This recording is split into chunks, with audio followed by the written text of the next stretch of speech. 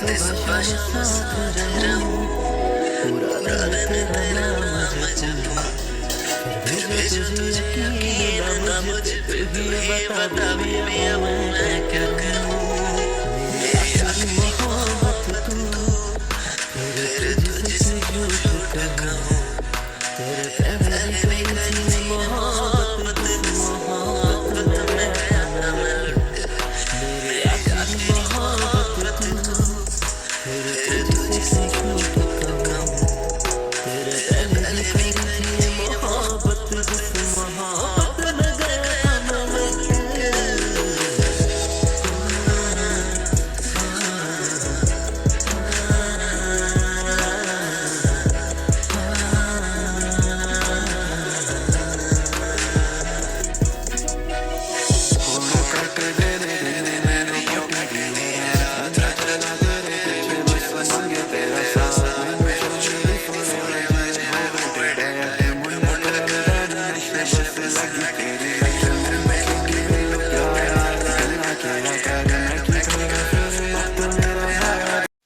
Hi అండి, ఈరోజు మనం పబ్బియ్యం ఎలా చేయాలో చూద్దామండి.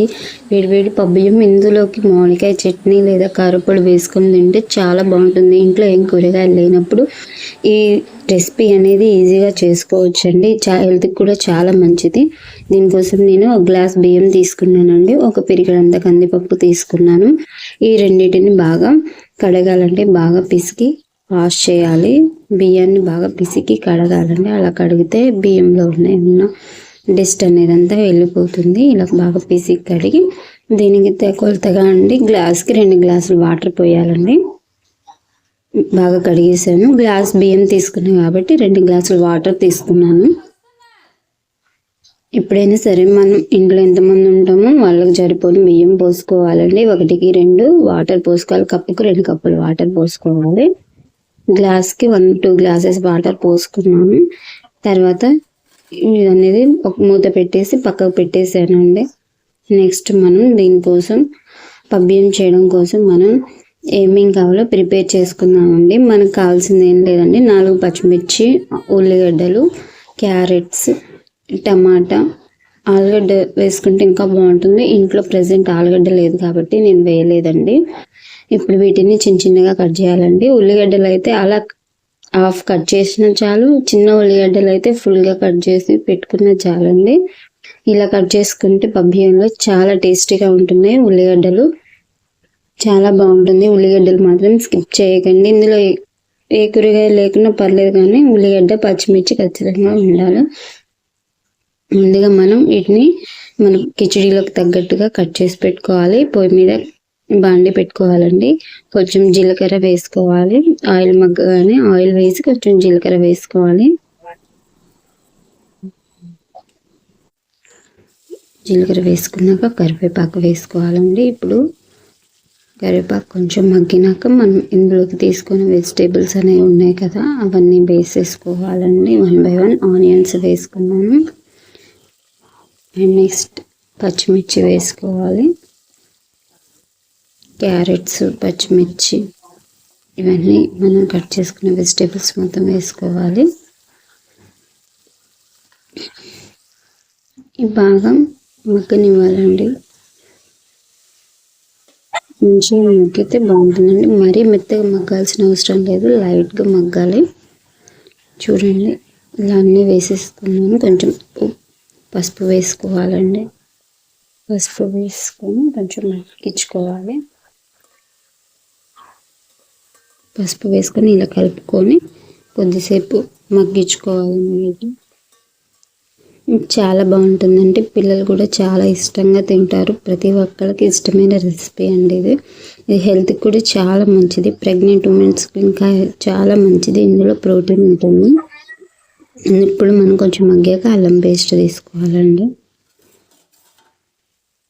అల్లం పేస్ట్ వేస్తే ఫ్లేవర్ బాగుంటుందండి కిచడీలో. అది కూడా స్కిప్ చేసుకోవచ్చండి. అల్లం పేస్ట్ కూడా మన ఇష్టం ఉంటే వేసుకోవచ్చు, లేకపోతే స్కిప్ చేసుకోవచ్చండి.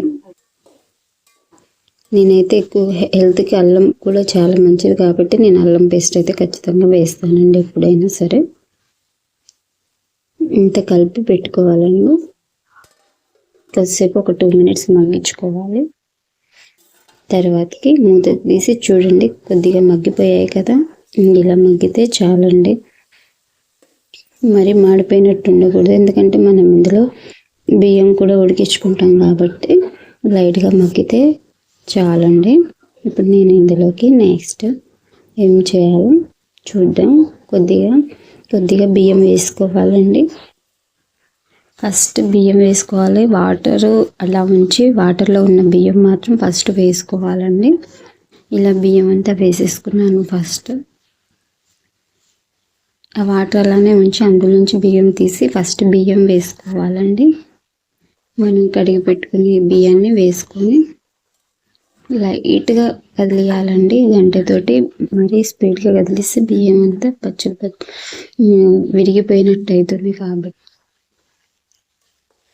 ఇలా లైట్గా బియ్యం విరగకుండా లైట్గా కలుపుకోవాలి. చూడండి, నేనైతే ఇంట్లో కూరగాయలు లేనప్పుడు ఖచ్చితంగా ఇలా పబ్బియ్యం చేసేసుకుంటామండి. పబ్బియ్యం చేసుకునే రోజు ఇంకొక ముద్ద ఎక్కువ వెళ్తుంది. కొంచెం సేపు మగ్గనివ్వాలి. తర్వాత ఇందులోకి మనం వాటర్ ఉన్నాయి కదా, ఆ వాటర్ అనేది ఇందులో పోసుకోవాలండి. బియ్యం వేయగానే ఉన్న వాటర్ మాత్రమే పోసుకోవాలి. ఇలా వాటర్ పోసుకొని ఇందాక మనం ఎల్లిపాయలు పుట్టు తీసి పెట్టుకున్నాం కదా, ఆ ఎల్లిపాయలు వేసుకోవాలి.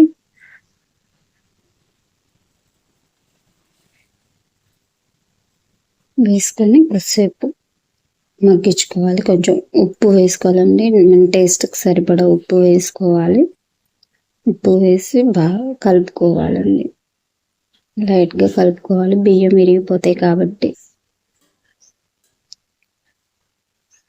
చూడండి, ఉడికిపోయి 5 మినిట్స్లో కొంచెం మగ్గిందండి. ఇంకొక 5 మినిట్స్ అయితే మనకి కిచిడి రెడీ అయిపోతుంది.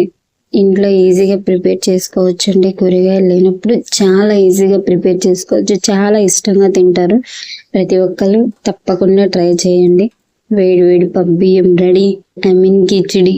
మేమైతే ఎక్కువగా పబ్బియ్యం అంటామండి, కొంతమంది కిచిడి అంటారు. రెడీ అయిపోయింది. ఇష్టంగా తినేయచ్చు. చూస్తుంటేనే నోరు ఊరిపోతుంది కదా. మీరు కూడా మీ ఇంట్లో ఇలా తప్పకుండా ట్రై చేయండి.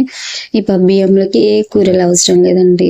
మామిడికాయ పచ్చడి కూడా చాలా టేస్ట్గా ఉంటుందండి. ఎల్లిపాయ కారంతో కలుపుకొని తిన్నా కూడా ఇంకా టేస్టీగా ఉంటుంది. కూరలే అవసరం లేదండి. Please like and subscribe.